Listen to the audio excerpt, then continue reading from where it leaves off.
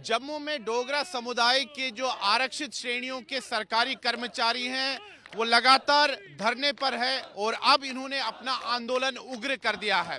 दरअसल ये जो डोगरा समुदाय के जो आरक्षित श्रेणियों के सरकारी कर्मचारी हैं ये कश्मीर घाटी में कार्यरत थे, लेकिन जिस प्रकार से कश्मीर में टारगेटेड किलिंग्स हुई उसके बाद ये घाटी से पलायन करके जम्मू आ गए। अब इनकी मांग है कि इनके लिए ट्रांसफर पॉलिसी बनाई जाए ताकि इनको भी कुछ राहत मिल सके। इनका कहना है कि कश्मीर में इस समय माहौल काफ़ी ज़्यादा खराब है और वहाँ पर ये कार्य नहीं कर सकते हैं और पिछले 200 से अधिक दिनों से यहाँ पर ये आंदोलन कर रहे हैं। जिस प्रकार से कश्मीरी पंडित समुदाय के सरकारी कर्मचारी आंदोलन कर रहे हैं उसी प्रकार से डोगरा समुदाय के जो आरक्षित श्रेणियों के जो सरकारी कर्मचारी हैं वो भी लगातार आंदोलन कर रहे हैं, लेकिन अब इन्होंने अपना आंदोलन उग्र कर दिया है।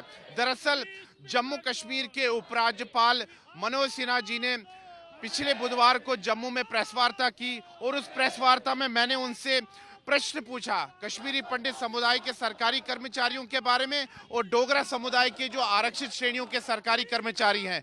और जम्मू कश्मीर के उपराज्यपाल ने कहा कि तनख्वाह इनको तब तक नहीं मिलेगी जब तक ये काम पर नहीं जाते, यानी कि एक तरह से उन्होंने संदेश दिया और जवाब में उन्होंने यही कहा कि अगर कर्मचारी घर बैठे रहेंगे तो उनको तनख्वाह नहीं मिलेगी। और दूसरी बात उन्होंने जो आरक्षित श्रेणियों के कर्मचारी हैं उनके बारे में ये कहा कि ये कश्मीर डिवीजन के कर्मचारी हैं और इनका ट्रांसफ़र होना मुश्किल है। हालांकि उन्होंने फिर भी आश्वासन उन्होंने दिया कि एक कमेटी बनाई गई है और हर संभव मदद इनको दी जाएगी। इसी मुद्दे पर अब हम यहाँ पर जो प्रदर्शनकारी हैं उनसे बातचीत करते हैं। जी, आपका नाम? सर, मेरा नाम अंजना है। अंजना जी, पिछले बुधवार को जम्मू कश्मीर के माननीय उपराज्यपाल मनोज सिन्हा जी ने एक प्रेस वार्ता को संबोधित किया और मैंने ही उनसे प्रश्न पूछा कश्मीरी पंडित समुदाय के सरकारी कर्मचारियों के बारे में, डोगरा समुदाय के जो आरक्षित श्रेणियों के कर्मचारी हैं, और जवाब तो आपने सुना ही। आपको क्या लगता है अब आपको इंसाफ मिलेगा? सर, पहले तो आपका बहुत बहुत शुक्रियाबाद करती हूं क्योंकि आपने ये सवाल उनसे पूछा था और मैं अब एलजी साहब की स्टेटमेंट पे कुछ चर्चा करूंगी कि वो बहुत ही इररिस्पॉन्सिबल स्टेटमेंट थी। जैसी स्टेटमेंट उन्होंने दी, आप सोचिए, हमें तो वो स्टेटमेंट सुनकर मैं कहती हूँ इतने सारे हमारे एम्प्लॉयज़ हैं जो डिप्रेशन का शिकार हो चुके हैं और ये जो रोष है, गुस्सा है, ये उसी को देखकर ज़्यादा हुआ है। उन्होंने कहा हमने इनको ब्रीथिंग पीरियड दिया, हमने उनसे ब्रीथिंग पीरियड नहीं मांगा, लेकिन हम ज़रूर उनको ब्रीथिंग पीरियड देते हैं। 31 दिसंबर तक का हम उनको ब्रीदिंग पीरियड देते हैं। अगर हमारी ट्रांसफर पॉलिसी 31 दिसंबर से पहले लागू नहीं हुई तो फिर जम्मू में ये डोगरे, एक डोगरे की लड़की ने पुलिस वालों से भिड़कर और अपनी जान को बाजी लगाकर महाराजा हरि सिंह की छुट्टी दिलवाई थी।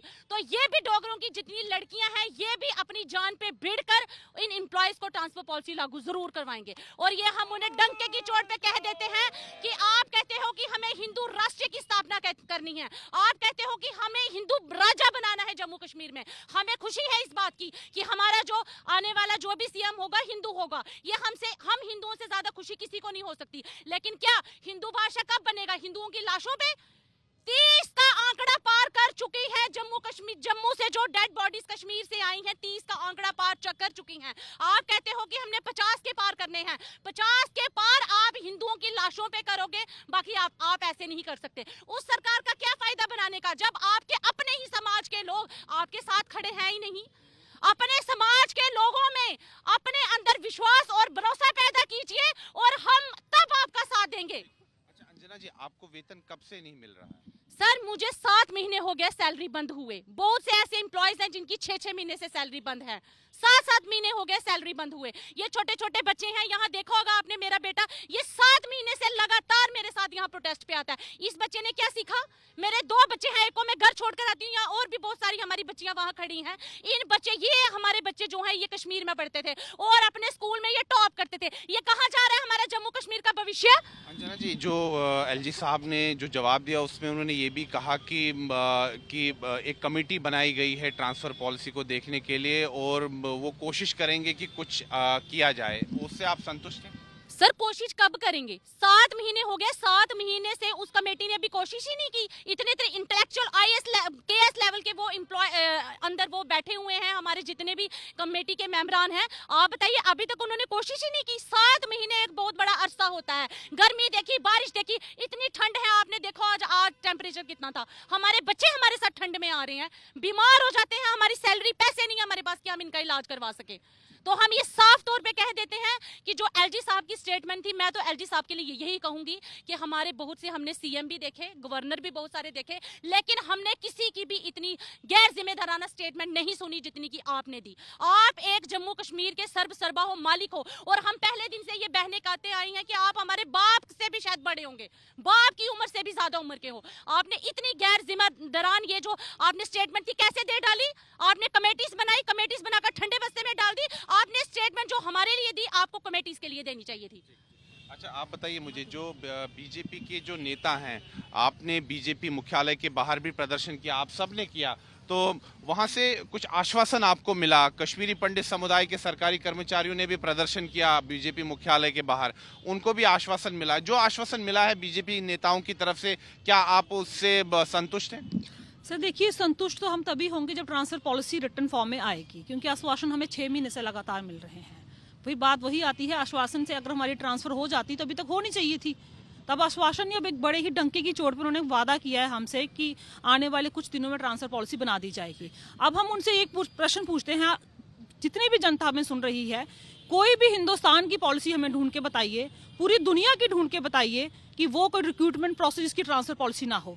हम 15 साल से एक ही जगह पे बैठे हुए हैं, क्या ये हमारे साथ इंसाफ है? तो आप चाहते हैं कि जल्द से जल्द ट्रांसफर पॉलिसी बनाई जाए आपके लिए? बिल्कुल। अब सफरिंग कितनी ज्यादा, हम वही बात करते हैं, अकेले नहीं सफर कर रहे, बच्चे भी सफर कर रहे हैं। कितनी ज्यादा, और कितनी ज्यादा सफरिंग और कितनी ज्यादा बलियां देंगे हम लोग? तो आप जैसे देख सकते हैं, आज 209वां दिन है इनके यहाँ पर धरने का, इनके आंदोलन का, और आंदोलन पिछले कुछ दिनों से उग्र हो चुका है, क्योंकि जब से जम्मू कश्मीर के उपराज्यपाल ने जो बयान दिया है उसको लेकर काफ़ी ज़्यादा विवाद हुआ है, राजनीतिक विवाद भी हुआ है। और साथ ही में जो डोगरा समुदाय के जो आरक्षित श्रेणियों के सरकारी कर्मचारी हैं, कश्मीरी पंडित समुदाय के जो सरकारी कर्मचारी हैं, उनमें काफ़ी ज़्यादा रोष है, आक्रोश है।